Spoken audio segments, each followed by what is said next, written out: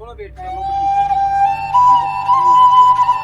हाँ जी जी 5 minute easy SDR project करने से आज की तो लग गई तो ये दिखा दूंगा क्या करेंगे।